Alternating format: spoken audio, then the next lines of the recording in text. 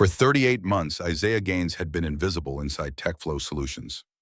Tonight, in a boardroom filled with men and women who'd built empires on quarterly reports and strategic pivots, he walked through the door wearing a charcoal suit that fit like it had been tailored for this exact moment.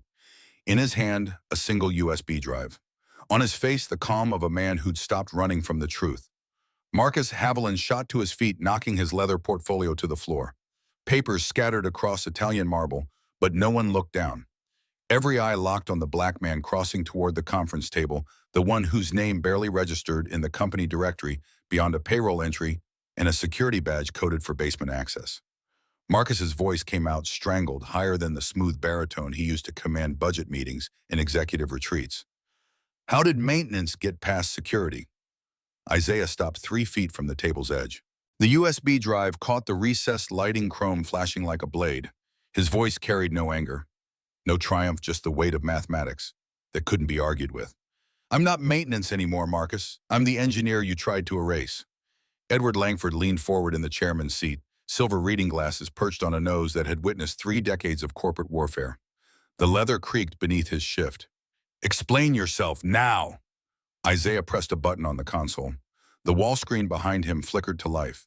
Code scrolled across the left panel, dense algorithmic structures written in a syntax that spoke to anyone who understood machine learning. On the right, identical code. Same variable names, same optimization protocols. Same author signature, buried in comment lines that most developers forgot existed. The timestamps told a story Marcus couldn't talk his way around. Left panel 18 months ago. Right panel 6 months later attributed to finance department. Isaiah's finger traced the air between them. For 6 years, this man orchestrated systematic intellectual property theft from 12 engineers. Combined value $14.7 million in actual revenue. Projected value over 10 years, $89 million.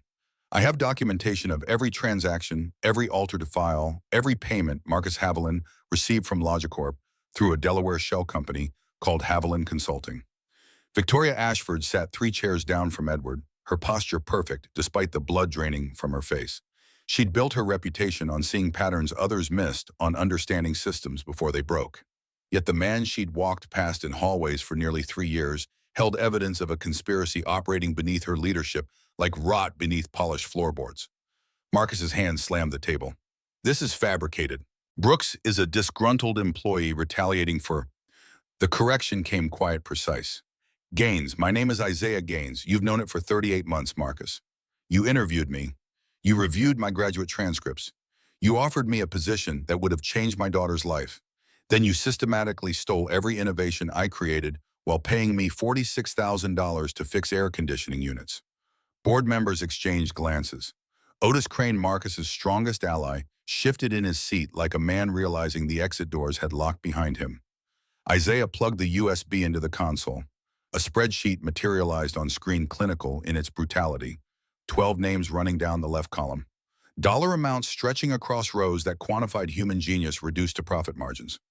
Garrett Flynn, 3 innovations, $1.2 million. Kendra Wallace, 5 innovations, $2.8 million. Isaiah Gaines, 8 innovations, $7.3 million, generated 0 compensation beyond base salary. Each row ended with a status. Terminated. Resigned. Managed. Isaiah's voice dropped lower, every word carved from stone. Marcus identified talented engineers in vulnerable positions.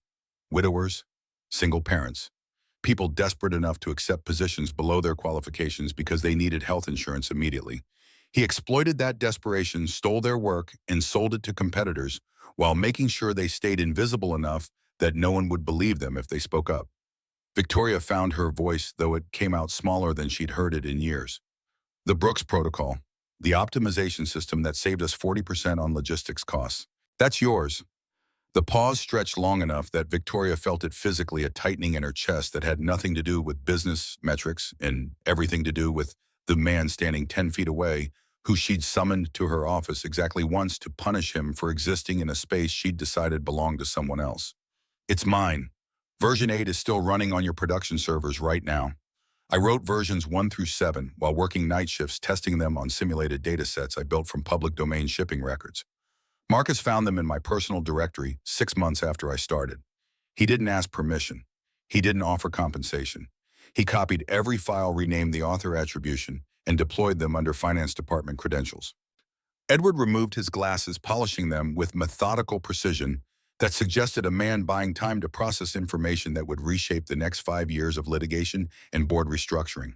If this is accurate, we're looking at federal charges, wire fraud, conspiracy, securities violations if any of this touched investor materials.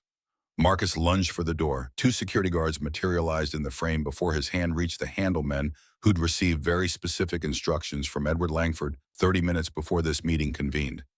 Isaiah turned to face Marcus directly, and something in his expression made every person in that room understand they were watching a reckoning that had been building across 38 months of swallowed pride and documented injustice.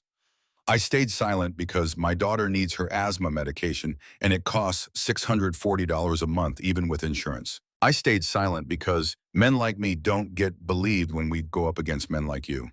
But I documented everything. And now the truth is going to cost you everything you stole from people who couldn't fight back. The screen went dark. Isaiah pocketed the USB drive and walked toward the door. He paused in the frame, looking back at Victoria with eyes that held no anger, no satisfaction, just the exhausted dignity of a man who'd carried a weight too heavy for too long. 38 months ago, I walked into this company believing competence and hard work mattered more than politics. Tonight, I'm walking out knowing I was right. It just took longer to prove than I hoped. The door closed behind him with a sound like a vault ceiling. Victoria sat frozen in her chair while Edward began making calls that would summon lawyers, forensic accountants, and eventually federal investigators. She couldn't stop seeing Isaiah's face in that doorway, couldn't stop calculating the mathematics of her own blindness. 38 months. She'd been CEO for nearly 3 years since Isaiah Gaines accepted a position that should have launched his career and instead buried him in a basement. And she hadn't known his name until 3 weeks ago when she saw him at a restaurant wearing a suit that shouldn't have fit a man making $46,000, sitting across from a woman whose hand rested on his with a familiarity that made Victoria's stomach clench for reasons she still couldn't name. The screen faded to black, then flickered back to life with text that could have been pulled from security footage or surveillance transcripts 20 months earlier. Gibson's Steakhouse occupied the kind of Chicago real estate where waiters memorized wine lists in 3 languages, and the cheapest entree cost more than Isaiah Gaines made in a day. Victoria Ashford sat across from Edward Langford and 2 venture capital representatives whose names she'd forget by morning, but whose checkbooks could determine whether tech flow expanded to the West Coast or stagnated in regional irrelevance. Edward was explaining something about market penetration rates, his voice smooth with the confidence of a man who'd closed deals in 5 countries before lunch. Victoria nodded at appropriate intervals, tracking numbers in her head, while her eyes performed the habitual scan she'd perfected over 7 years of dinners like this one. Table arrangements, exit routes, anyone who might recognize her or require acknowledgement. Her gaze snagged on a man 3 tables away, seated in the section where indirect lighting turned faces into Renaissance paintings. Dark suit navy probably cut close enough to suggest someone cared about presentation. The color of his skin registered first not from prejudice, but from pattern recognition. Black professionals at Gibson's weren't rare, but maintenance workers were functionally invisible in spaces like this, and her brain needed 3 seconds to reconcile the categories. Recognition hit like touching a live wire. Isaiah Gaines, the night shift technician who'd fixed the elevator 2 months ago when it jammed with her inside, who'd appeared in the shaft opening with a headlamp and calm hands, who'd spoken maybe 15 words total before disappearing back into whatever basement corridor he'd emerged from. He sat across from a woman in her early 40s, dark hair pulled into a twist that suggested courtrooms or corporate negotiations. Documents spread between them on the white tablecloth. The woman's hand rested on Isaiah's forearm, not the casual touch of colleagues, but something weighted with reassurance or perhaps shared burden. Victoria's water glass paused halfway to her lips. Isaiah smiled at something the woman said, and the expression transformed his entire face.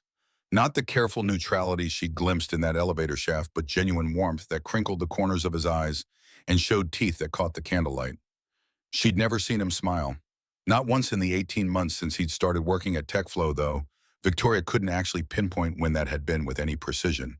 He existed in her peripheral awareness the way emergency exits did necessary infrastructure, requiring no conscious attention until crisis demanded it.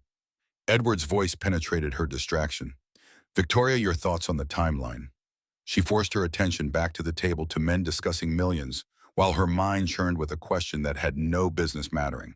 Who was the woman holding Isaiah Gaines's hand? The rational explanation arrived first. A girlfriend.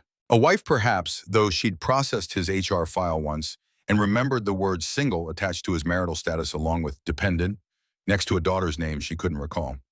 People had personal lives. Maintenance workers were allowed to eat at expensive restaurants if they saved for it or had partners with deeper pockets. But the documents between them looked professional. Legal pads, folders with tabs, and Victoria had survived in executive suites long enough to recognize the body language of two people plotting something that required discretion. She manufactured an excuse about the restroom, leaving Edward to charm the investors with projections and growth trajectories. The path to the back hallway took her past Isaiah's table close enough to catch fragments of conversation that shouldn't have been audible over the ambient noise of silverware and muted conversations. The woman's voice came first low, but carrying an edge sharp enough to cut contracts. If you sign tomorrow, Marcus will have nowhere to run. The blockchain trail is ironclad. Isaiah's response held exhaustion beneath the surface calm. I have a daughter to protect, Simone. This could backfire in ways I can't control. I understand the risk, but 11 families are counting on someone finally standing up to him. Victoria's heel caught on absolutely nothing, stumbling her forward half a step before she recovered. Neither Isaiah nor the woman looked up, too focused on whatever conspiracy they were mapping across legal documents and manila folders. 11 families, Marcus. The words circled in Victoria's head like sharks while she locked herself in a bathroom stall and pressed her palms against cool tile, trying to force her pulse back below crisis levels. Marcus Haviland was TechFlow's CFO, her right hand in everything financial, the man who'd restructured their debt 2 years ago and saved them from a hostile acquisition attempt. If someone was investigating Marcus, if there was evidence solid enough to build a blockchain trail, then Victoria was either complicit or catastrophically negligent. And Isaiah Gaines, the maintenance worker she couldn't have picked out of a lineup until 2 months ago, was apparently central to whatever was happening. She returned to her table, made appropriate conversation, smiled at the investors' jokes about Chicago weather and traffic patterns. But her eyes kept drifting back to Isaiah, cataloging details she should have noticed 18 months ago. The way he held his fork suggested someone who'd learned table manners from books or observation rather than childhood repetition. His suit fit too well for off-the-rack discount stores. The watch on his left wrist was nothing remarkable, but he wore it like a man accustomed to checking time against deadlines that mattered. When the woman Simone reached across to make a point, Isaiah leaned in with the posture of someone listening rather than waiting to speak. His hands stayed still on the table, except when gesturing to emphasize something in the documents. No fidgeting, no defensive crossed arms. The body language of a man comfortable in his own skin despite sitting in a restaurant that charged $30 for soup. Victoria's chest hurt a physical ache that had nothing to do with the Chilean sea bass she was pretending to eat. She'd built her entire adult life on observation, on seeing patterns and predicting outcomes before competitors recognized the game had started. Yet she'd worked in the same building as Isaiah Gaines for 18 months and registered him as background scenery. Worse than scenery, at least she could identify the lobby furniture by sight. Jealousy arrived last, creeping in beneath the confusion and nascent guilt. Not jealousy of Simone exactly, but of the way Isaiah looked at her with complete presence, as if her words deserved his full attention. Of the casual intimacy in their body language, the shared purpose that let them sit in comfortable silence while reviewing documents that apparently threatened Marcus Haviland's freedom. Victoria had built her life on independence, on never needing anyone enough to give them power over her choices. Her mother had loved her father with consuming devotion, and when he left, she'd unraveled in ways that terrified 12-year-old Victoria into making vows about self-sufficiency and emotional fortresses that couldn't be breached from outside. She'd kept those vows for 22 years, built a career on ruthless competence and careful distance, became CEO at 34 because she made decisions without hesitation and never let sentiment cloud judgment. And now she was sitting in Gibson's steakhouse, feeling something uncomfortably close to longing for a man she'd categorized as functionally invisible, whose competence she'd ignored, whose name she still had to consciously retrieve from memory, despite seeing him fix critical systems, failures that would have cost the company millions if left unaddressed. Edward finished the meeting with handshakes and promises to have contracts drafted by end of week. Victoria followed him to the valet stand, nodding at appropriate intervals, while her mind replayed that overheard conversation on an endless loop. Marcus will have nowhere to run. She pulled out her phone in the town car, ignoring Edward's continued analysis of the investor's body language and verbal commitments. Her fingers found the HR portal. navigating to employee records with practiced efficiency. Isaiah Gaines, employment start date 38 months prior. Position facilities, maintenance technician, night shift. Salary 46,000. Prior employment, Google Software Engineer 2. Education MS Computer Science, University of Illinois. Victoria read the line 3 times before the cognitive dissonance resolved into something approaching comprehension. Isaiah had a master's degree in computer science from a top 10 program. He'd worked at Google in a position that probably paid north of $140,000 before bonuses and stock options. And TechFlow employed him to fix air conditioning. She opened the archived job postings, searching back 38 months. Found the listing that should have been his. Senior AI engineer. Salary range 125 to 145,000. Requirements advanced degree in computer science. Published research in machine learning experience with optimization algorithms. Isaiah's resume attached to the posting showed 8 peer-reviewed publications, 2 patents from his Google tenure, and a thesis on neural network efficiency that had apparently won some kind of academic award she didn't have context to evaluate. The offer letter signed by Marcus Haviland read, "We're pleased to extend an opportunity in our facilities maintenance division. While we recognize your technical qualifications, we believe this role offers better work-life balance for your current family situation. Family situation. Single father with a daughter who needed stability, who probably couldn't afford to keep job hunting while his savings evaporated and his child went without health insurance." Marcus had identified desperation and weaponized it. Victoria's hands shook around the phone hard enough that Edward finally noticed her distraction. "Everything all right?" The lie came automatically. "Fine. Just reviewing some personnel matters." She couldn't tell him, not yet. Not until she understood what Isaiah and Simone were planning, what evidence they'd compiled, how deep the conspiracy ran. Not until she figured out why her chest felt hollow every time she pictured Isaiah in that elevator shaft, or sitting across from Simone with documents spread between them like battle plans. Not until she understood why she cared so much about a man whose name she'd learned 3 weeks ago. The town car dropped her at her Lincoln Park penthouse, all glass and steel and carefully curated emptiness. She poured scotch she didn't taste and stood at the window, watching Chicago spread below in geometric patterns of light and shadow. Somewhere in this city, Isaiah Gaines was putting his daughter to bed, reading her stories or checking homework, or doing whatever single parents did when they carried the weight of childcare alone. Tomorrow, he'd show up for a night shift that wasted a master's degree and published research fixing machines for $46,000 a year, while the code he'd written generated millions in revenue under someone else's name. And Victoria had spent 38 months not noticing, not caring, not seeing. She pulled up Isaiah's employee photo from the security badge database. The image showed a man in his mid-30s, clean-shaven, with close-cropped hair and eyes that looked directly at the camera without challenge or submission. No smile, just neutrality that could pass for professional courtesy if you didn't recognize it as armor.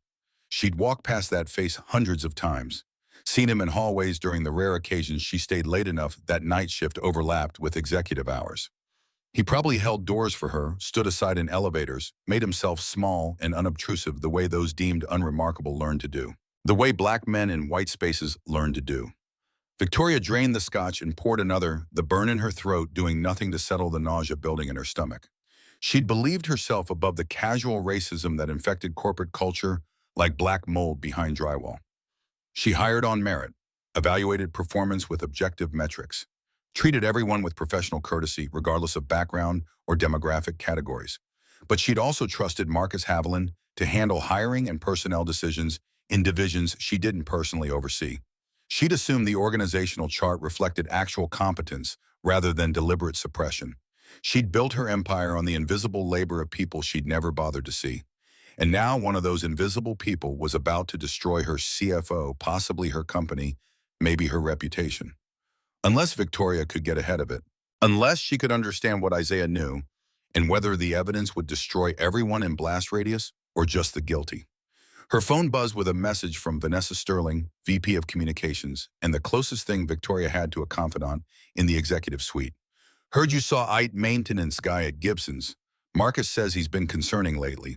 Insubordinate. Might need to address before it becomes a problem." Victoria stared at the message until the screen dimmed.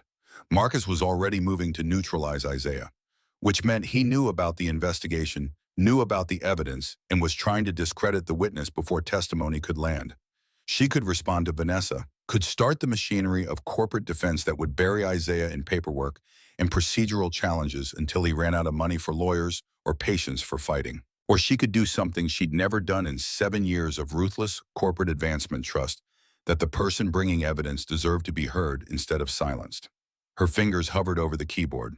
The message sat unread, demanding response, while Victoria's mind replayed Isaiah's smile at Gibson's and his careful neutrality in the elevator shaft, and the gap between what he'd offered this company versus what he'd received in return. She closed the message without responding, opened her laptop instead, began pulling every file related to IP development over the past 38 months, every innovation attributed to finance department, every technical advancement that had come from Marcus's division despite him having approximately zero engineering expertise. By 3 in the morning, Victoria had spreadsheets showing patterns that should have been obvious 20 months ago. Technical breakthroughs clustered around dates when Isaiah worked consecutive night shifts. Code commits logged to finance department servers that matched the syntax and commenting style of open source contributions Isaiah had made under his own name on GitHub. Patents filed under TechFlow corporate authorship that referenced optimization techniques published in Isaiah's graduate thesis. The evidence was there. She just hadn't looked. Morning came without Victoria sleeping. She showered and dressed for war, selecting the charcoal suit she wore for board meetings and hostile negotiations. Applied makeup that concealed exhaustion and made her eyes sharp enough to cut glass. In the town car heading downtown, she made a decision that would either save her company or destroy her career. She was going to summon Isaiah Gaines to her office. She was going to make him explain what evidence he'd compiled and what he planned to do with it. And if Marcus Haviland had turned their company into a theft ring that exploited desperate engineers, Victoria was going to burn him down herself before Isaiah's lawyers got the chance. The question circling her mind like a predator had nothing to do with corporate strategy or damage control. It was simpler and infinitely more dangerous. Why did she care more about proving Isaiah right than protecting her own position? The answer scared her more than any board meeting or shareholder revolt. She cared because somewhere between seeing him at Gibson's and reading his abandoned resume, Isaiah Gaines had stopped being invisible. And now Victoria couldn't stop seeing him. TechFlow's headquarters rose 42 stories above Chicago's Loop, all glass and architectural ambition. Victoria's office occupied the northeast corner of the top floor, positioned to catch sunrise and remind her daily that she'd built something worth defending. This morning, the view looked like evidence of complacency. She arrived at 6:30, 2 hours before her first scheduled meeting. Judith Brennan from HR wouldn't be in until 8, but Victoria had executive override access to personnel files that didn't require approval or explanation. Isaiah's complete employment record loaded across 3 monitors. Performance reviews came first, satisfactory for 38 consecutive months, despite maintenance reports showing he'd personally resolved 87% of critical infrastructure failures. Equipment repair logs documented fixes that saved hundreds of thousands in contractor fees and downtime costs. But his performance rating never budged above the exact middle of the evaluation spectrum. Someone had systematically ensured Isaiah Gaines stayed unremarkable on paper. She cross-referenced the evaluations against the signature logs. Marcus Haviland had approved every single review, despite facilities maintenance falling under Graham Whitmore's operational oversight.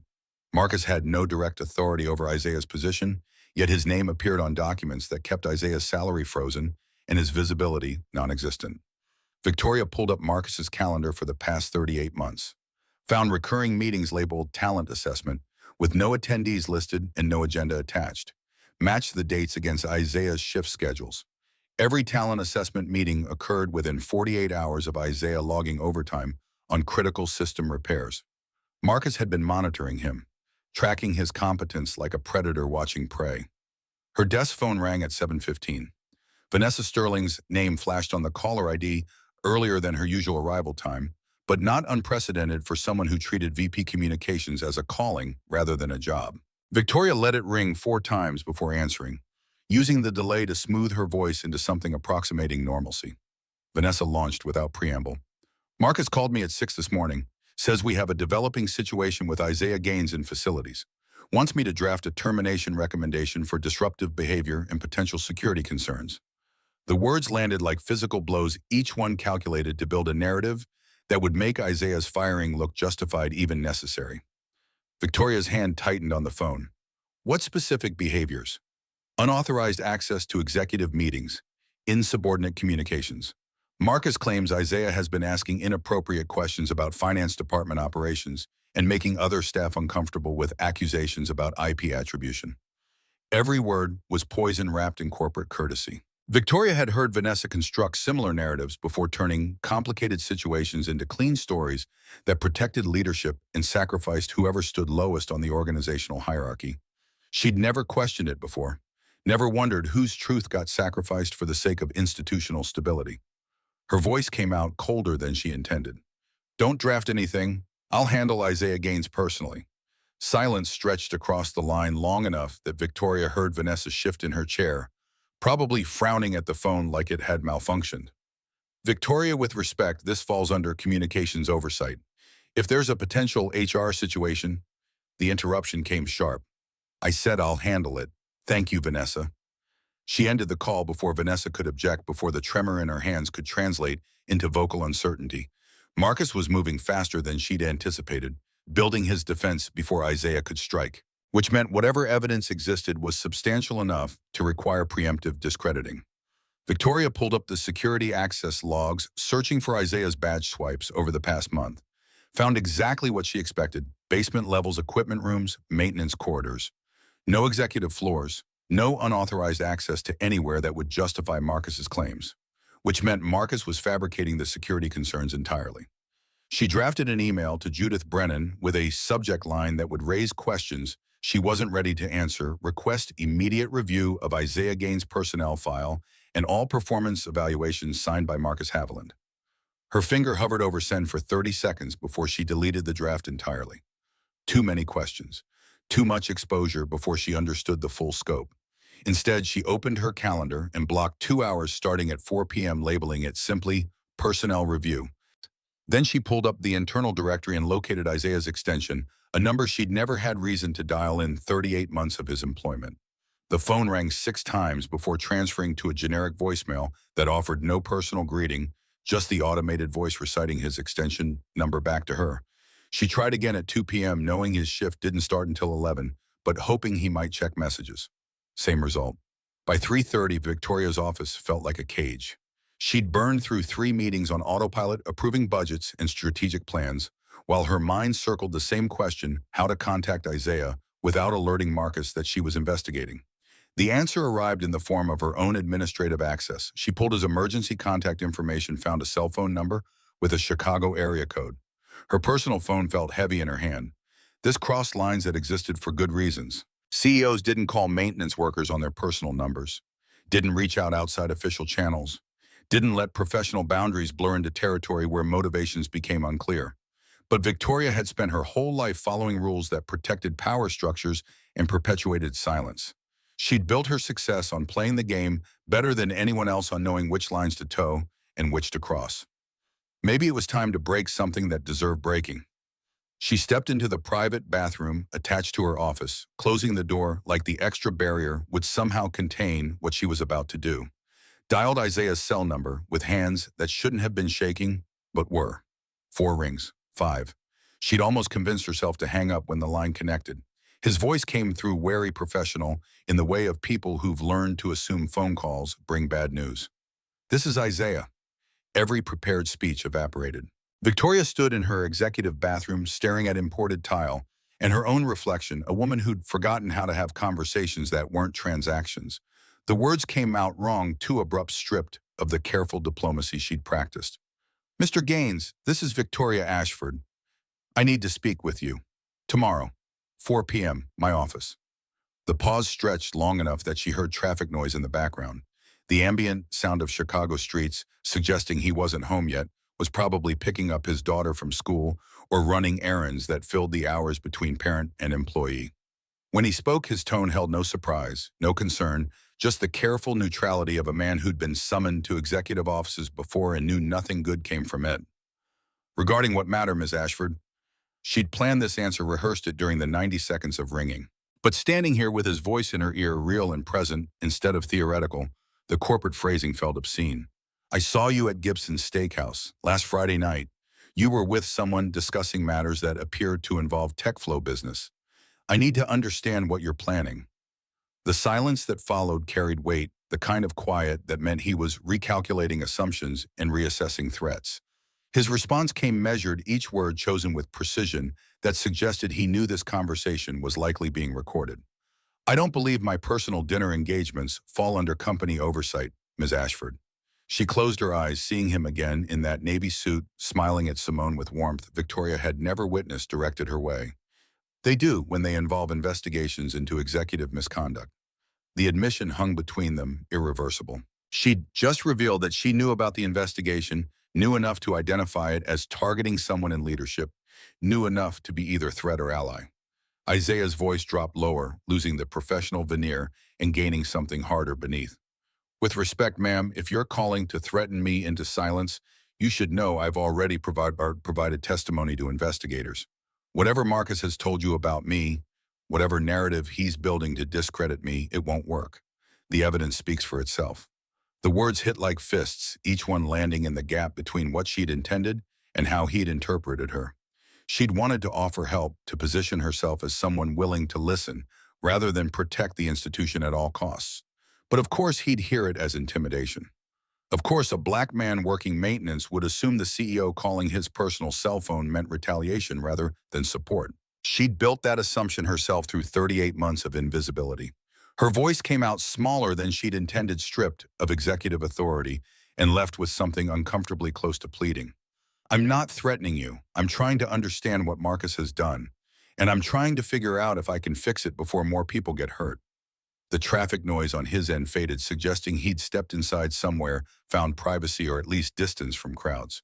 When he spoke again, exhaustion bled through the careful control. You can't fix this, Ms. Ashford. You can only decide whether you're going to help Marcus bury it or let the truth come out, because those are the only two options left. The line went dead before she could respond. Victoria lowered the phone, staring at her reflection in the mirror. Perfectly styled hair. Suit that cost more than Isaiah made in a month.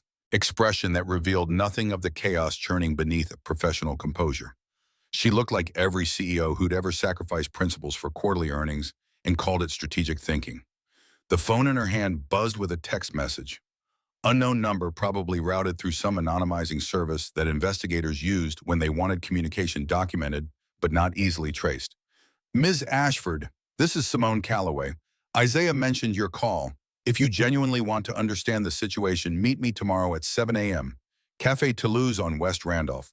Come alone. Victoria read the message 3 times, weighing risks and calculating angles. Meeting with an investigator without legal counsel present violated every protocol her position demanded. If this went wrong, if Simone was building a case that included Victoria's negligence alongside Marcus's fraud showing up alone, would hand over evidence of consciousness of guilt. But she'd spent 38 months not knowing Isaiah's name while he held her company together with invisible competence. She'd built her career on seeing patterns, and she'd missed the most obvious one.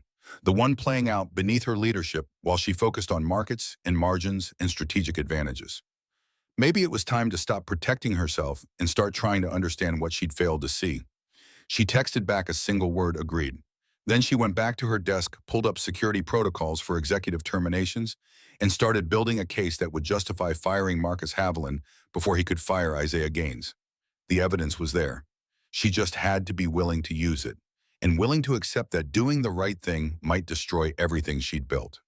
Café Toulouse opened at 6 for the downtown breakfast crowd, financiers and lawyers who needed caffeine before markets opened or depositions began. Victoria arrived at 6:40, early enough to claim a corner table with sightlines to both entrances, and late enough that the initial rush had thinned to scattered individuals bent over laptops and tablets.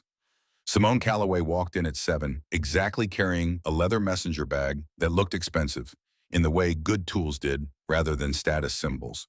She ordered black coffee without looking at the menu, paid cash, and crossed to Victoria's table with the purposeful stride of someone who'd conducted meetings in worse locations under tighter security. She sat without invitation or pleasantry, setting the messenger bag on the chair between them, like establishing a buffer zone. Her eyes moved across Victoria's face with clinical assessment, cataloging details that probably fed into some investigator's profile about credibility and risk. You came alone. That's either brave or foolish, depending on whether you're actually trying to help or just managing liability. Victoria's coffee had gone cold while she waited, bitter grounds settling at the bottom of the cup. She pushed it aside and met Simone's gaze without the instinct to look away that usually accompanied uncomfortable conversations. I spent yesterday pulling every file related to IP development over the past 20 months. The patterns are obvious once you're looking. Marcus has been stealing innovation systematically. I need to know how deep it goes before I decide how to move forward. Simone pulled a tablet from the messenger bag, unlocking it with a fingerprint that suggested the device held information worth protecting. The screen showed an organizational chart with TechFlow's structure mapped in boxes and connecting lines. Red circles marked 12 positions scattered across engineering IT and R&D divisions. 12 engineers in 6 years.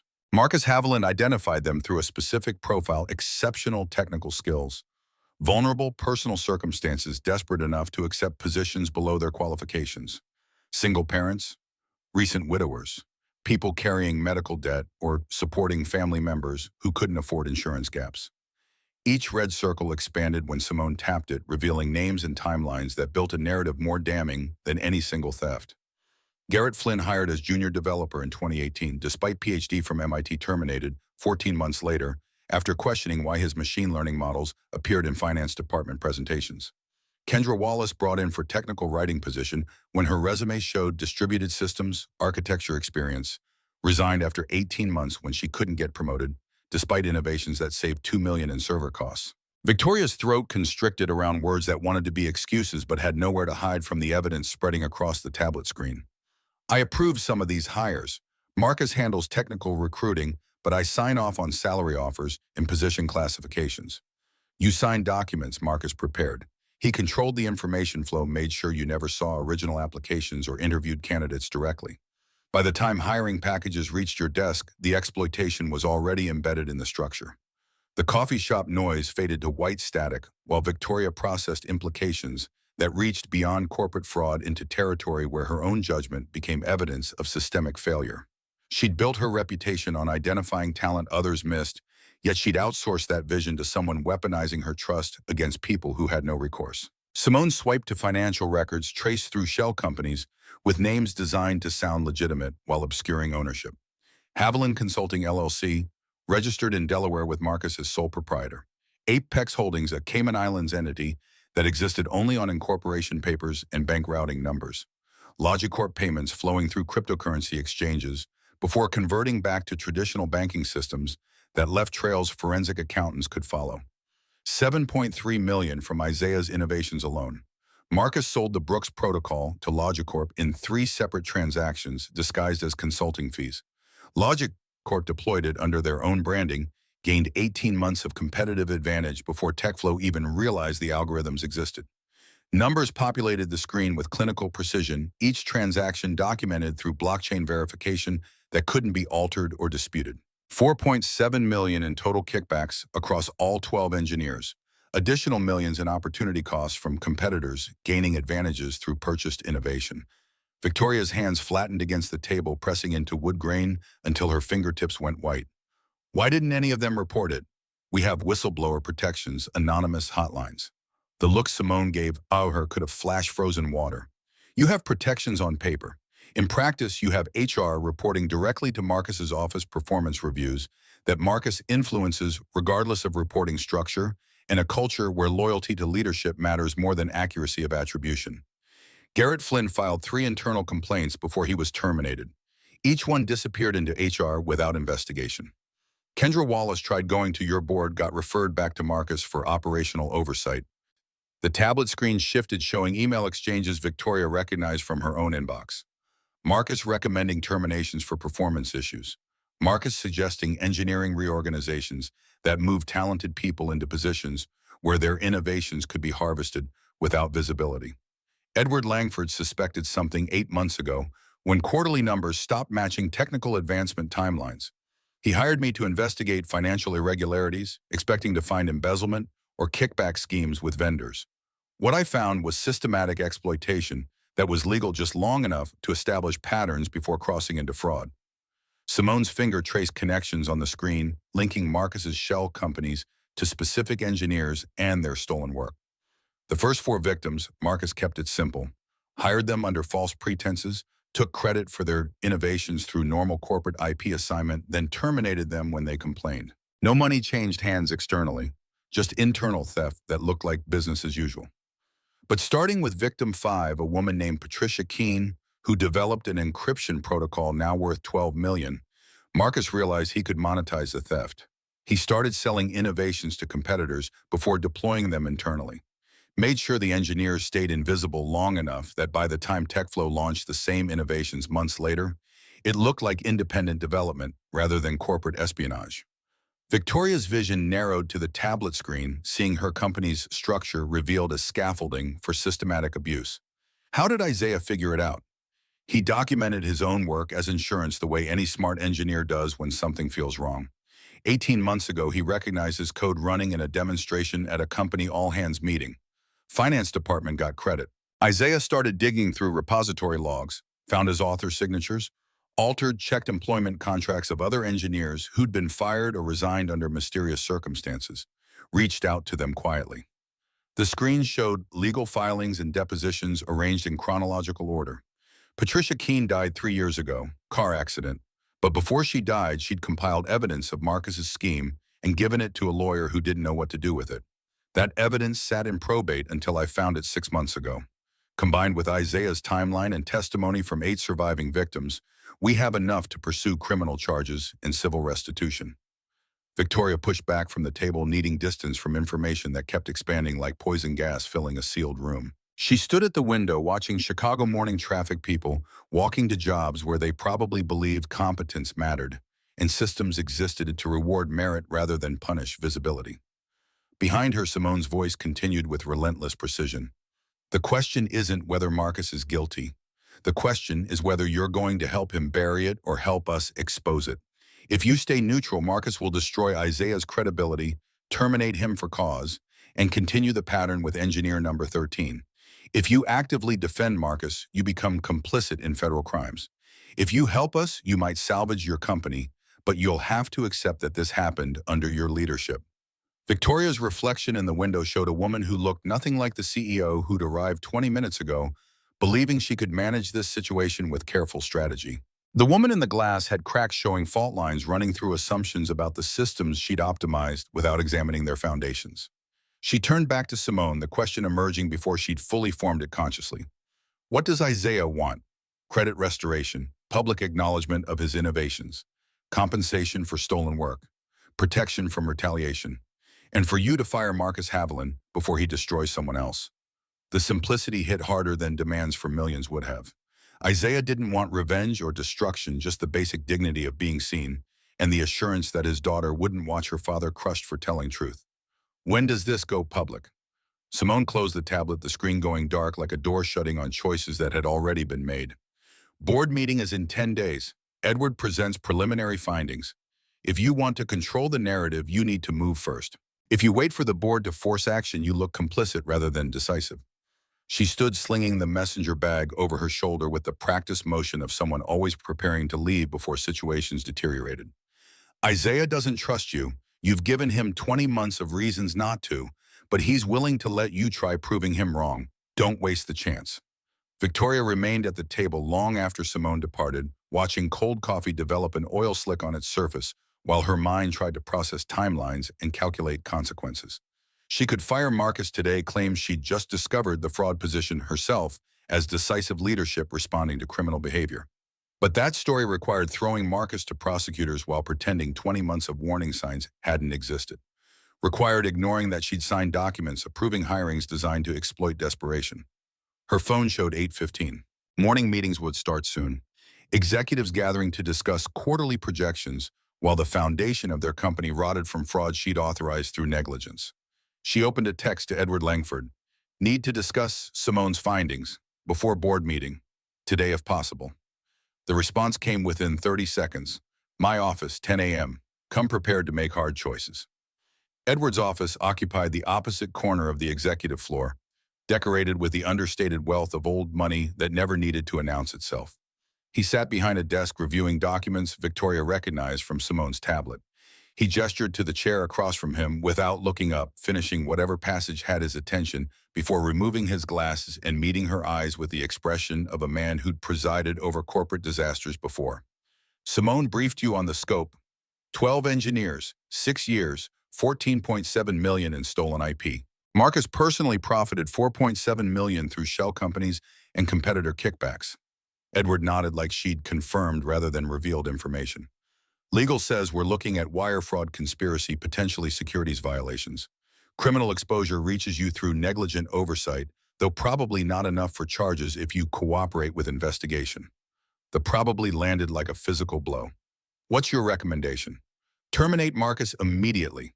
Suspend Vanessa Sterling, pending investigation into her role suppressing complaints. Offer full restitution to the 12 engineers, plus punitive damages to avoid civil litigation. Cooperate completely with federal investigators when Simone refers the case to DOJ. Issue public statement taking responsibility for systemic failures. Each item represented demolition of infrastructure Victoria had built over 7 years of leadership. Vanessa was her closest ally in executive suite. Admitting systemic failure would invite shareholder lawsuits and regulatory scrutiny that could take years to resolve. But the alternative was defending Marcus Haviland and destroying Isaiah Gaines. What about Isaiah? Edward's expression shifted into something that might have been approval. Offer him the position he should have had 3 years ago, senior AI engineer, salary commensurate with experience. Back pay the difference, public credit restoration on all innovations, and an apology that doesn't hide behind legal language. The words felt impossible, requiring vulnerability Victoria had spent adult life avoiding. But Edward was watching her with attention that suggested this moment mattered more than board votes or stock prices. I'll draft the termination paperwork for Marcus, talk to legal about restitution structure, and I'll meet with Isaiah personally. He won't trust you. I know. Edward leaned back in his chair, age showing in the creases around his eyes. 20 years ago, I made a similar choice. Different circumstances, but same fundamental question about whether to protect the institution or do the right thing. I protected the institution, and I've regretted it every day since. The admission hung between them, confession from a man who rarely showed vulnerability. Don't make my error, Victoria. You're young enough to survive this with your integrity intact, but only if you choose people over systems. Victoria spent the next hour drafting termination documentation, building a case for cause that would survive wrongful dismissal claims, while acknowledging her own failure to provide adequate oversight. The words felt hollow even as she typed them, corporate language designed to protect the institution while admitting just enough culpability to avoid criminal exposure. Her desk phone rang at 11:30, Vanessa's extension flashing.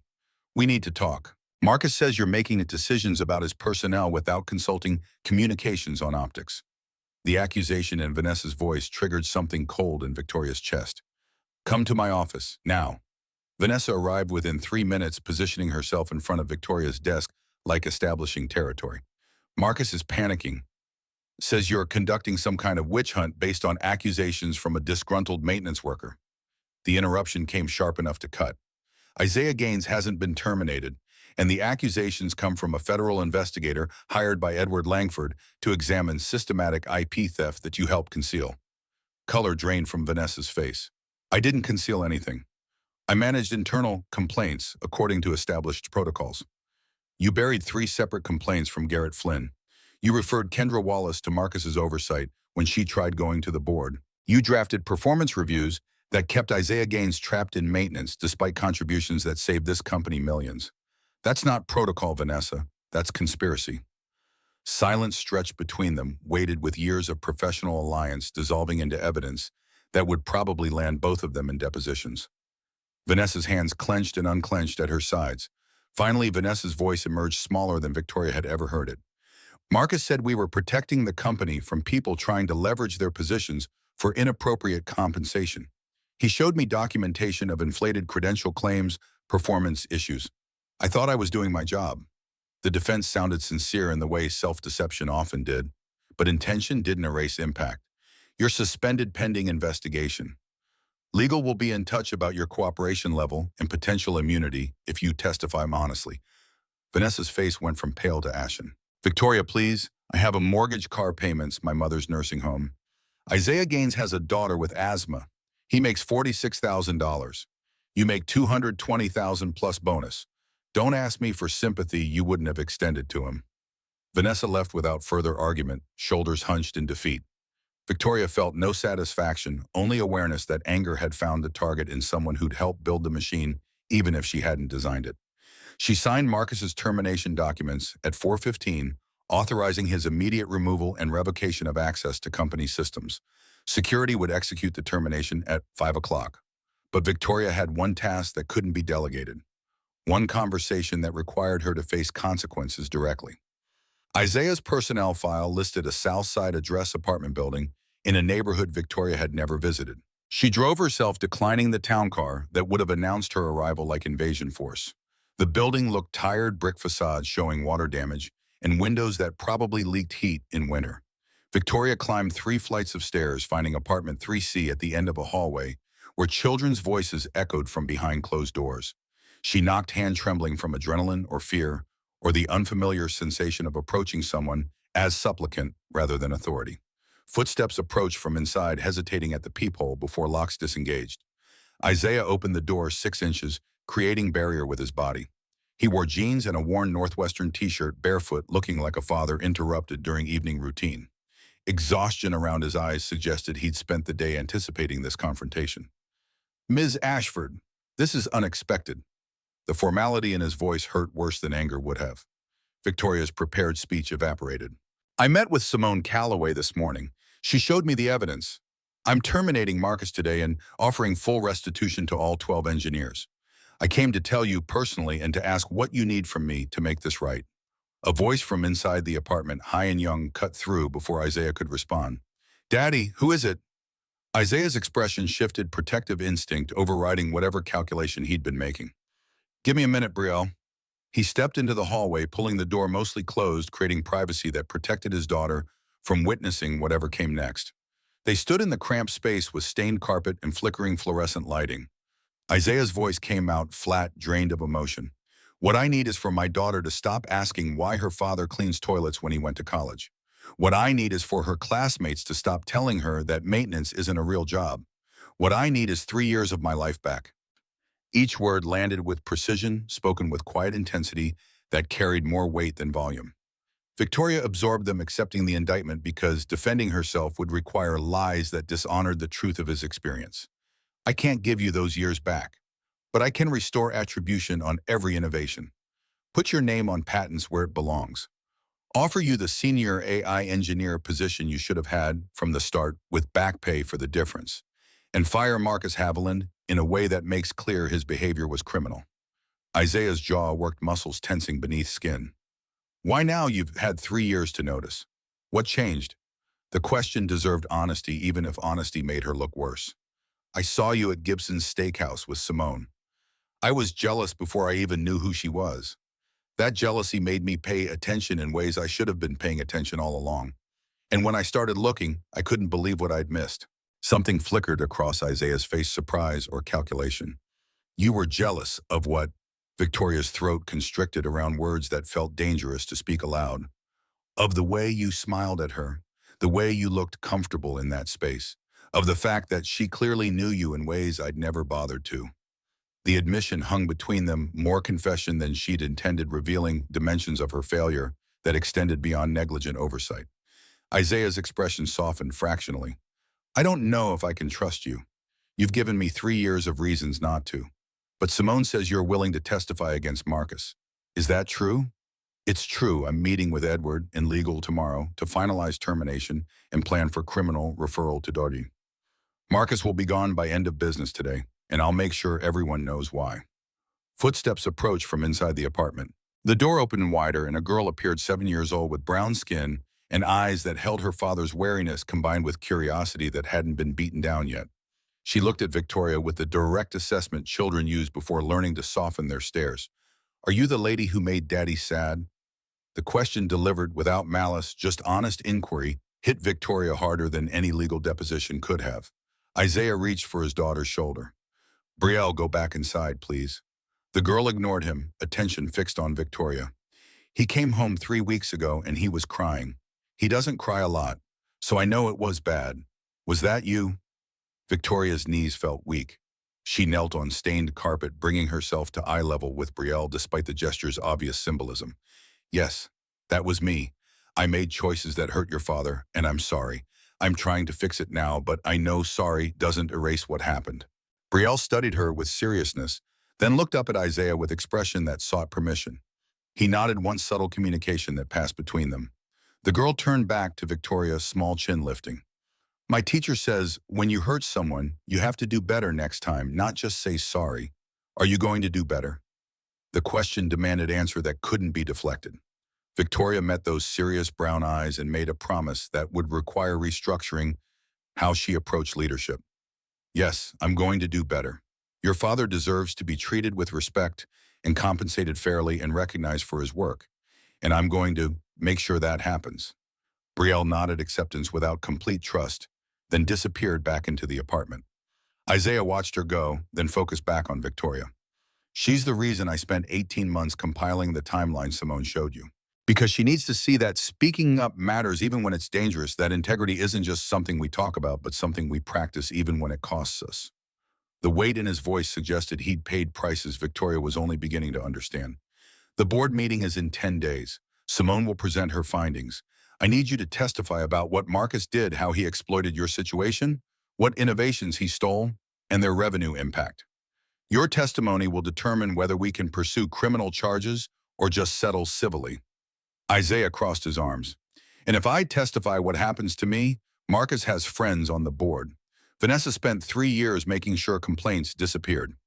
You think culture changes just because you fire 2 people? The objection was valid. I can't guarantee the culture changes immediately, but I can guarantee your job security, your compensation, and my personal commitment to making sure anyone who retaliates faces consequences. The other 11 engineers will testify too. Simone has built a coalition that makes this bigger than any individual complaint. Isaiah's eyes searched her face, looking for tells that would reveal whether promises were genuine. Victoria held his gaze, letting him see whatever he needed to see. Finally, he nodded, decision made with visible reluctance. I'll testify, but I'm doing it for the people who came before me and the people who would have come after if we don't stop this. Not for you, not for TechFlow, for them. The clarification stung despite being exactly what Victoria deserved. She stood knees protesting the position. That's fair. Thank you for being willing to try him. She turned to leave, had made it 3 steps when his voice stopped her. Victoria. The use of her first name spoken for the first time in 3 years made her turn back. When you fire Marcus, make sure everyone knows why. Don't hide behind vague language about policy disagreements. People need to know that this happened and that it was wrong and that there are consequences. The request resonated with everything Victoria had been thinking. I will. And Isaiah, I'm sorry it took me this long to see you. He nodded once, then disappeared into his apartment. Victoria descended 3 flights with legs that felt unsteady. Her phone buzzed. Marcus terminated at 1700 hours. Security escorted him from building. Requires your signature on formal documentation. The text should have brought relief. Instead, Victoria felt hollowed out, aware that firing Marcus was necessary but insufficient. She drove back to Lincoln Park through rush hour traffic. Her penthouse welcomed her with expensive emptiness. Silence that used to feel like sanctuary now echoing with questions about what else she'd missed. The scotch didn't help, neither did the view. Victoria sat at her window watching city lights while her mind replayed Brielle's question. Are you going to do better? The answer had to be yes, but better required defining what good looked like when you'd spent your career optimizing for wrong metrics. Her laptop showed emails piling up from executives and board members who'd heard about Marcus's termination and wanted context. She ignored them, opening instead the file Simone had sent containing testimony from the 12 engineers. Garrett Flynn described being escorted from the building after filing his 3rd complaint. Kendra Wallace detailed 18 months of watching her distributed systems architecture deployed under Finance Department attribution. Patricia Keene's testimony came from deposition taken 2 months before her death. I want my daughter to know I didn't give up, that I fought even when it cost me everything. That integrity matters more than keeping a job that requires you to pretend theft is normal business practice. The words burned themselves into Victoria's memory. Patricia's daughter somewhere learning that her mother had died fighting for principle, while institutions that should have protected her instead enabled her destruction.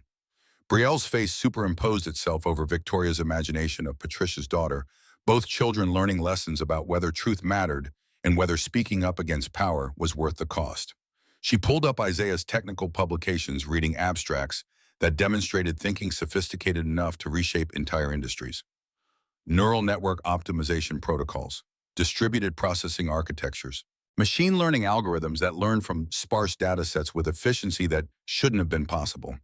The man who wrote these papers had been fixing her air conditioning for 3 years.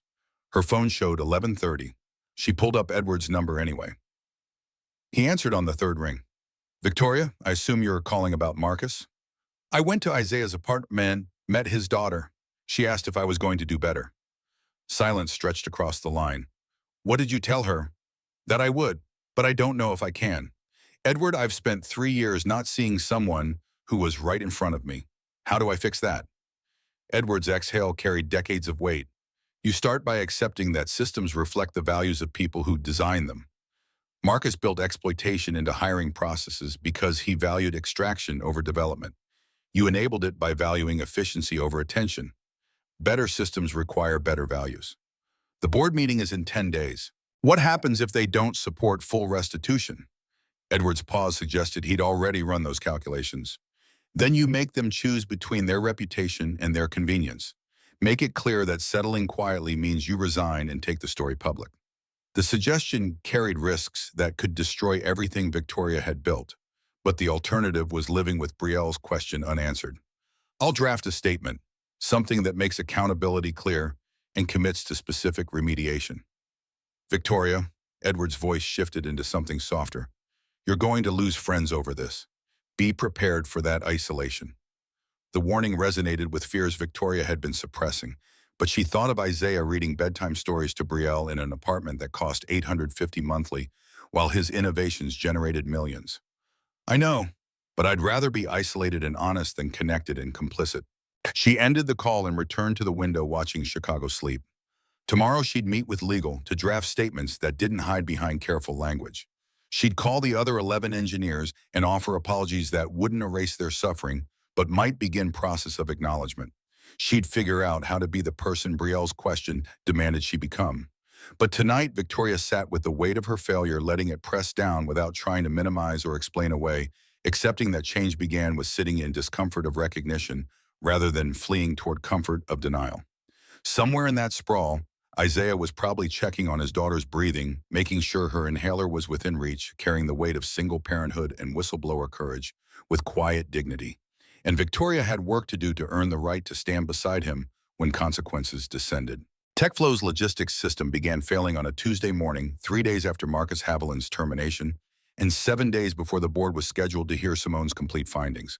The failures started small package routing delays of 15 minutes, inventory discrepancies that could have been data entry errors, but by noon they'd cascaded into something that threatened the Amazon partnership contract worth $42 million annually.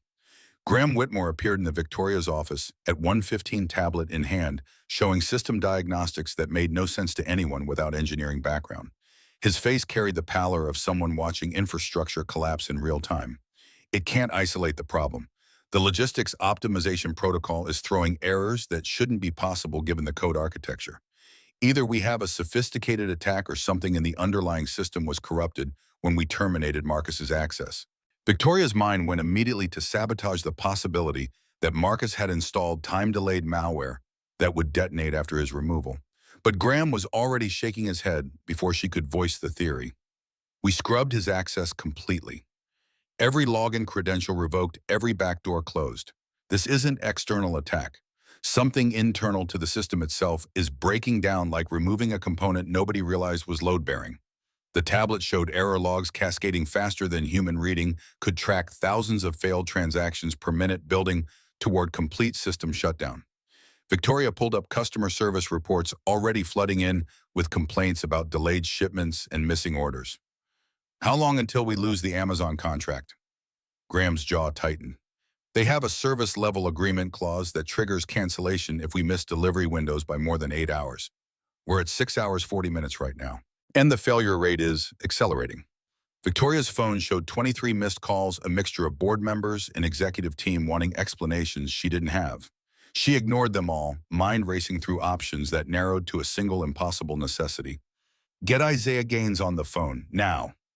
Graham's expression shifted to confusion before comprehension settled in. "The maintenance tech, how would he—" The snap in her voice surprised them both. "He built this system. Every line of code that Marcus claimed came from finance department was actually Isaiah's work. If anyone can fix it, he can. She was already dialing Isaiah's cell before Graham left, listening to it ring while her heart rate climbed with each passing second.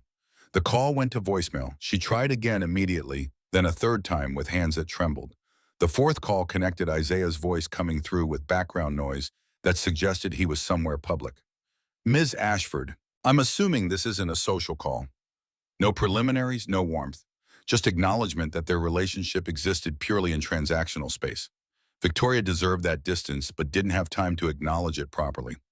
The Brooks Protocol is failing. Complete cascade that started this morning and is accelerating toward total shutdown. It can't diagnose the problem. We're 6 hours from losing our largest contract, and I have no idea how to stop it. Silence stretched across the line long enough that Victoria wondered if he'd hung up. When Isaiah finally spoke, his tone carried no satisfaction, just weary recognition of patterns repeating. You fired the person who stole my work, but kept running systems built on that stolen code. Did anyone think to check whether Marcus had inserted dependencies that would break without his continued access? The possibility hadn't occurred to Victoria or apparently anyone on the IT team. Can you fix it? Another pause waited with calculation about cost and benefit. Bring your laptop to my apartment. All administrative access credentials. And Victoria, if I do this, we establish terms first. I'm not doing you a favor. I'm preventing innocent people from losing jobs because of wars between executives. The line went dead before she could agree. Victoria grabbed her laptop and emergency access codes, texting Graham that she'd be off-site for the next several hours. The drive to Isaiah's apartment took 30 minutes through midday traffic. By the time she reached the Southside building, customer service had logged 417 complaints, and the delivery delay window had expanded to 7 hours 20 minutes. 40 minutes from contractual breach that would cost millions and probably trigger her removal as CEO. She climbed 3 flights faster than dignity normally allowed, arriving at Isaiah's door, breathing hard from exertion and stress. He opened before she could knock, dressed in the same worn Northwestern shirt expression, carefully neutral. Come in, laptop on the kitchen table. Don't touch anything I'm not explicitly asking for. The apartment looked different in afternoon light, smaller than she'd registered during evening visit, furnished with pieces that prioritize function over aesthetics.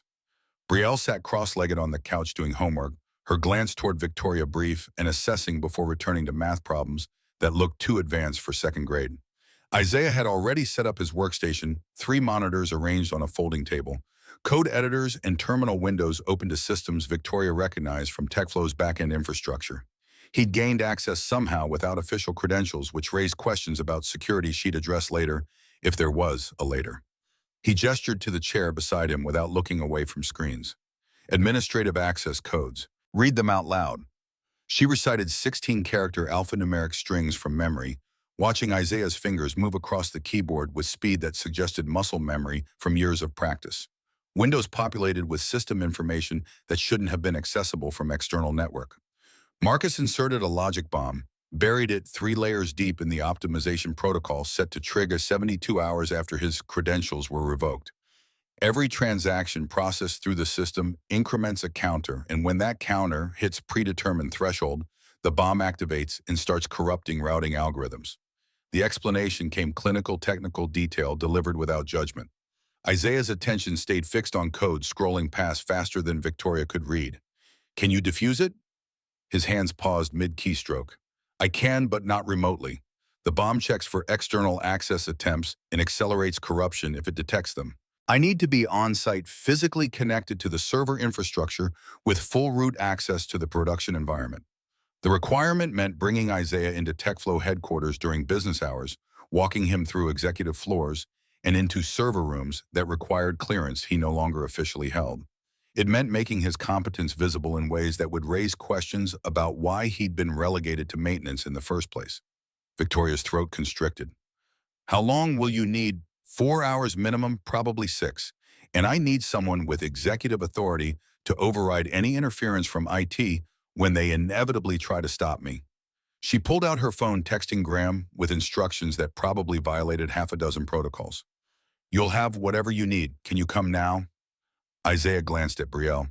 Mrs. Patterson can watch her until 7. After that, I need to be home for bedtime routine. The detail reminded Victoria that Isaiah's world operated on different priorities. that his daughter's stability mattered more than TechFlow's survival. Then we leave now. I'll have you home by 6:30. 20 minutes later, they were walking through TechFlow's main entrance, Victoria in her charcoal suit and Isaiah in jeans and a button-down shirt he'd changed into. Security recognized Victoria but looked twice at Isaiah, uncertainty about whether to challenge his presence evident before deciding executive escort meant authorization. The elevator ride to the executive floor happened in silence, both aware that cameras tracked their movement, and tomorrow's gossip would center on why the CEO had brought a black man in casual clothes to the office during a crisis. Graham met them outside the server room, tablet in hand, an expression cycling between relief and confusion. The failure rate is still accelerating. We're at 7 hours 50 minutes. 10 minutes until Amazon can invoke cancellation. Isaiah didn't wait for introductions, just moved past Graham into the server room with the confidence of someone who'd spent years navigating these spaces when nobody was paying attention. He connected his laptop to the primary infrastructure node, fingers already moving through command line interfaces. Graham, this is Isaiah Gaines. He designed the Brooks protocol that's currently failing.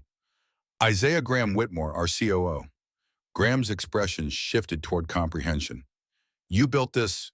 Why were you working maintenance? Isaiah's attention never left his screen.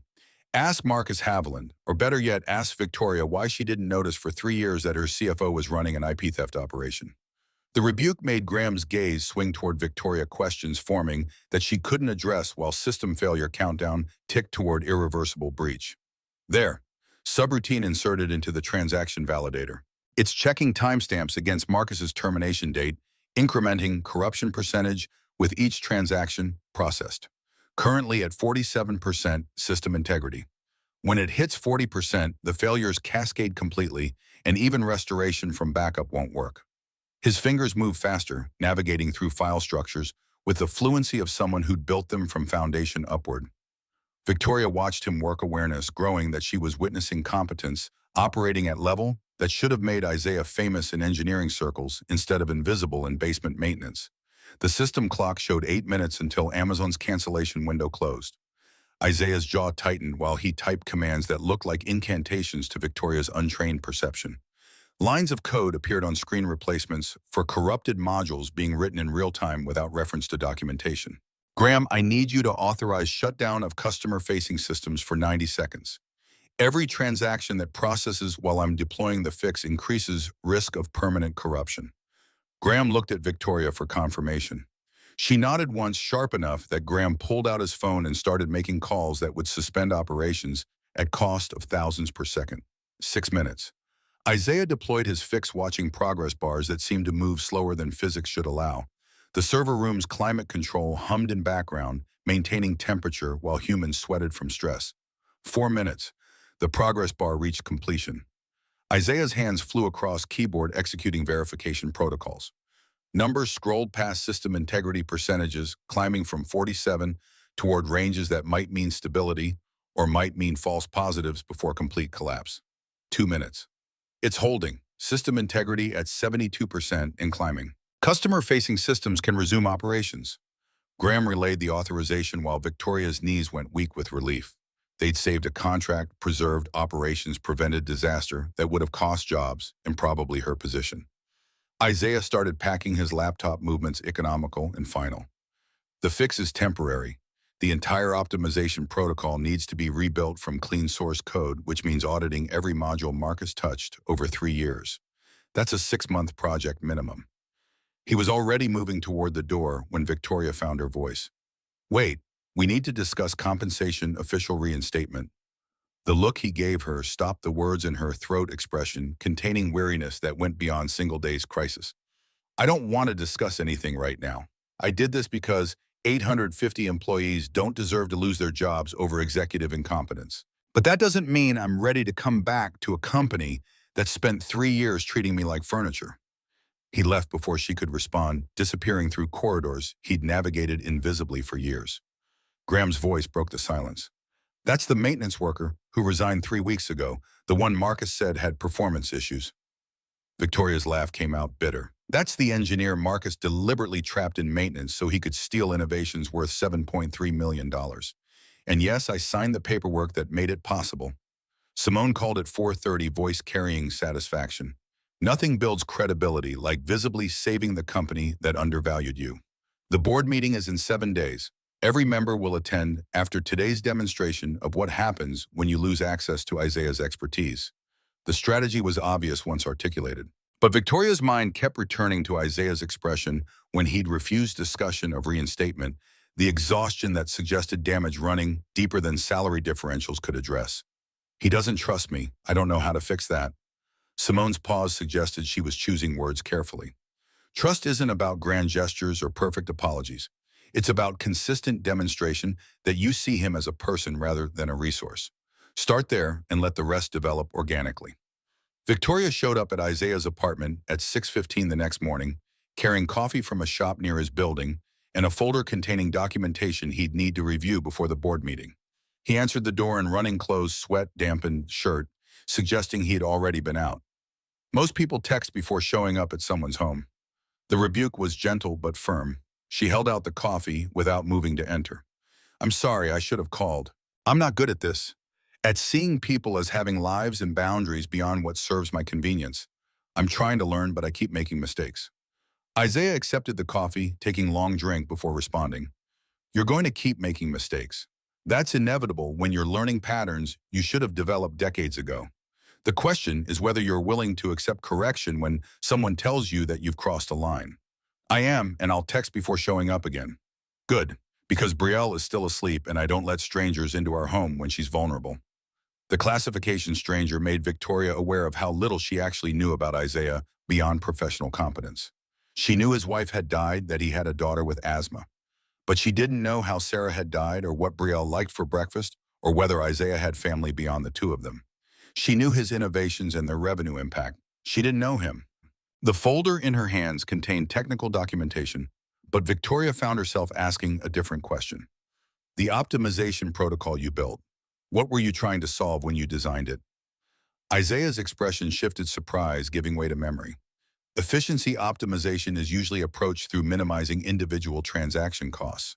But I thought the real inefficiency came from treating each transaction as independent rather than recognizing patterns across millions of shipments.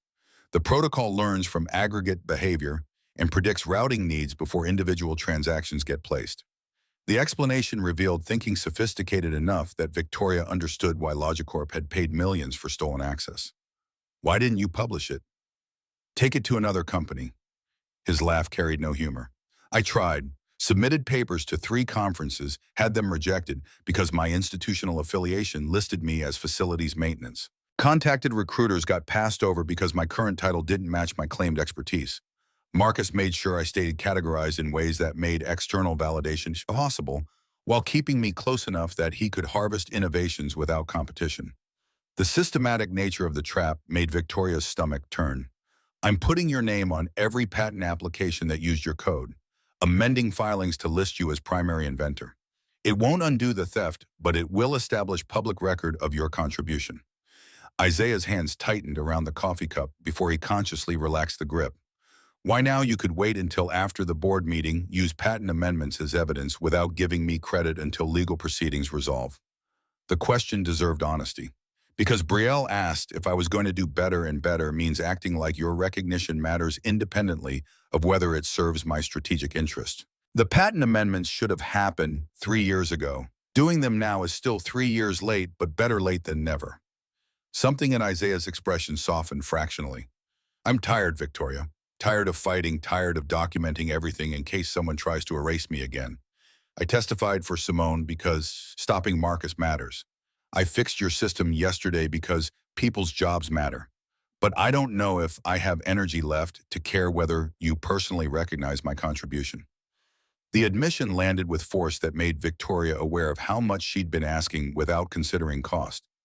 Then don't worry about whether I recognize you. Worry about whether the recognition lets you build a life where Brielle sees her father valued appropriately.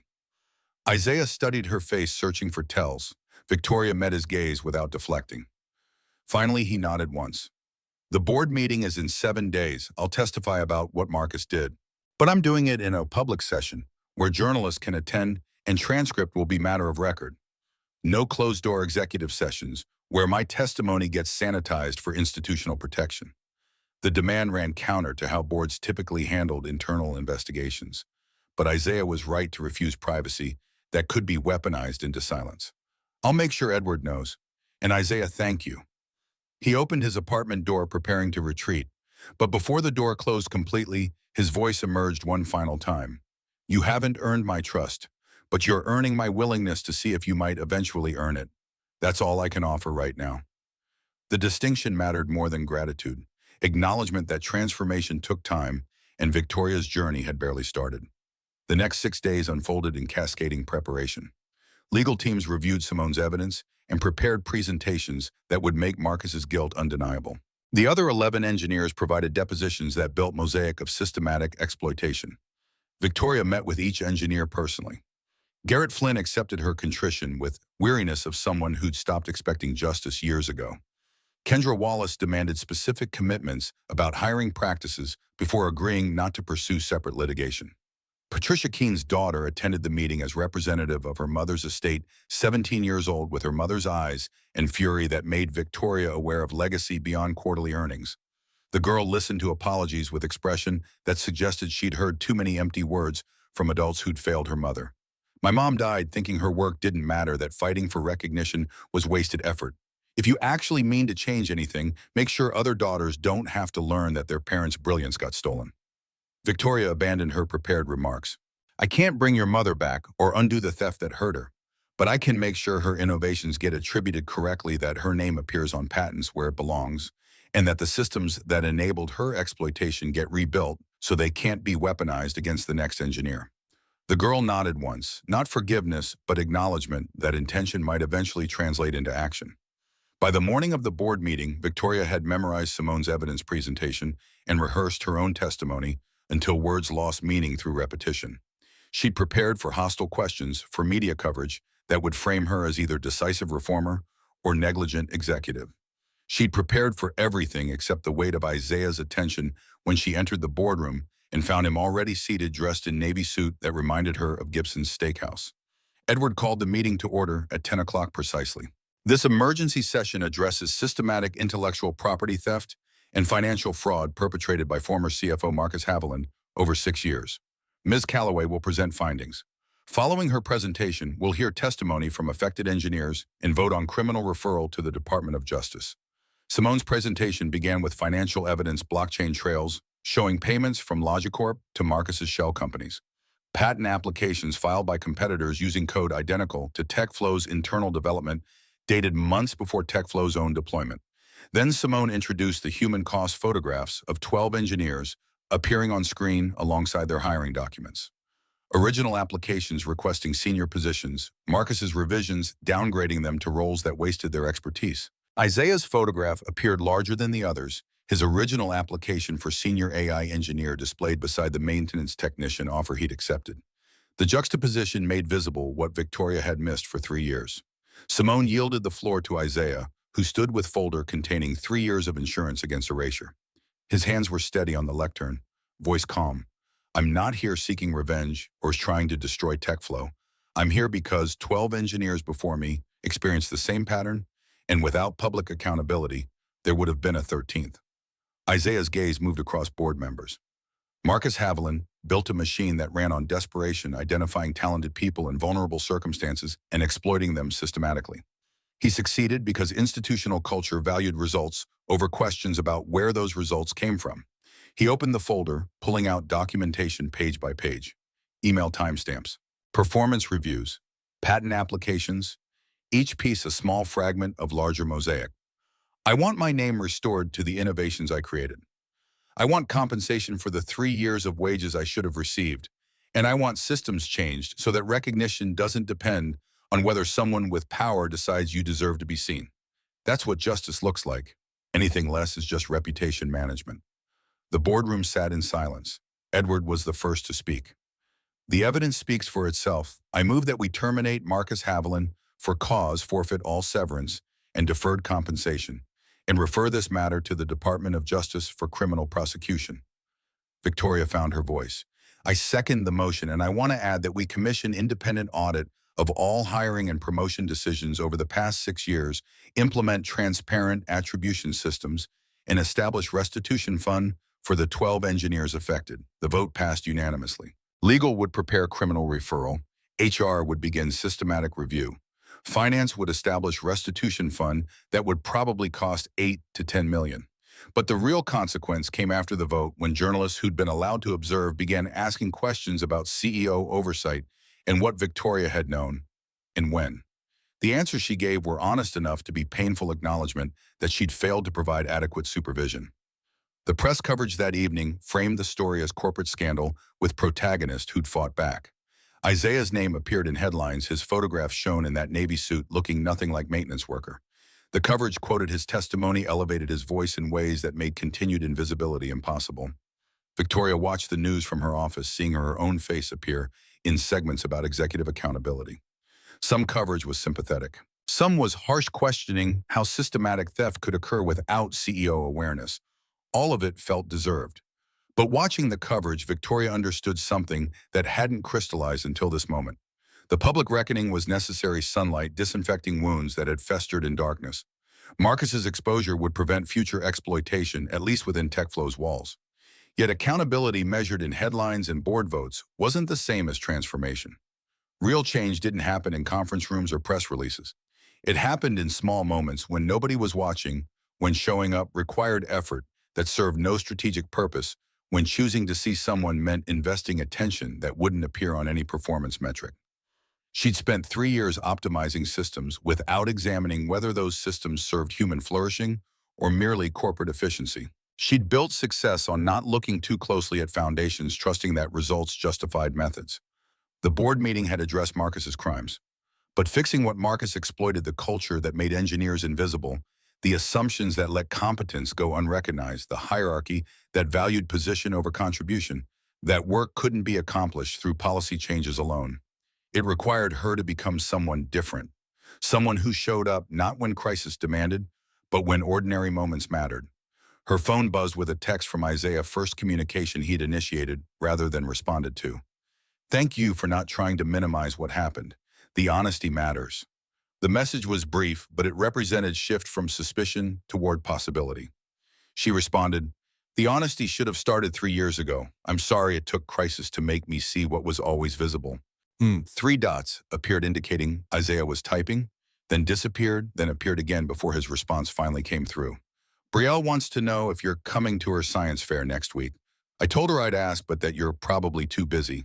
She said to ask anyway because you promised to do better, and doing better means showing up." Victoria stared at the message, understanding the weight it carried. This wasn't networking or strategic relationship building. This was a child's test of whether promises translated into action when action required showing up at elementary school rather than boardroom. She checked her calendar, found investor meetings and strategic planning sessions scheduled during the hours that would conflict. The old Victoria would have sent regrets, delegated attendance to someone from HR, treated the invitation as gesture that didn't require actual presence. But doing better meant choosing differently, even when choosing differently was inconvenient. She cleared the calendar without hesitation, typing back, "Tell Brielle I'll be there. What time should I arrive?" Isaiah's response came faster this time. 2:30, Oakwood Elementary, bring quarters for the bake sale. Victoria set the reminder, then spent the evening reworking her schedule to accommodate the kind of attention that couldn't be delegated or optimized. Tomorrow she'd meet with the other 11 engineers to finalize restitution agreements. Next week, she'd attend a second grader's science fair because doing better meant showing up when presence mattered more than strategic value. The work of transformation had barely started. She'd fired Marcus, exposed the fraud, committed to policy changes that might prevent future exploitation. But those were necessary corrections to past failures, not sufficient foundation for different future. Building that future required daily choices to see people rather than extract utility from them. Required accepting correction when she crossed boundaries. Required showing up at science fairs and learning names and investing attention in ways that felt inefficient by every metric she'd spent her career optimizing. Isaiah hadn't forgiven her, hadn't offered friendship or warmth or easy reconciliation.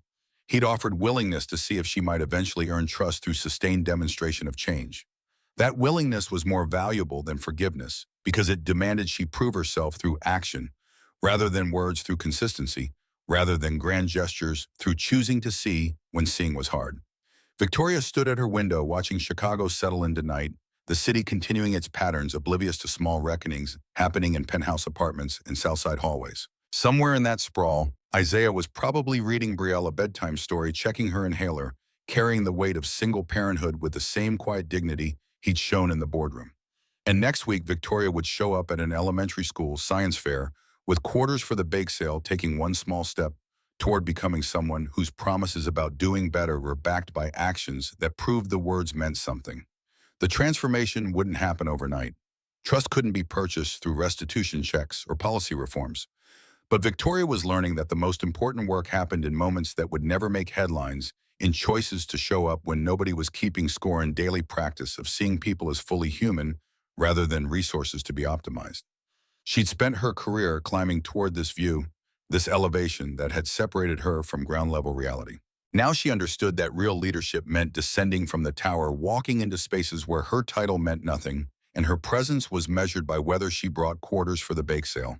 It was a smaller kind of power than she'd built her identity around, but it was the only kind that mattered to a 7-year-old testing whether adults kept their promises. And keeping that promise felt more important than any board vote or shareholder meeting Victoria had ever navigated.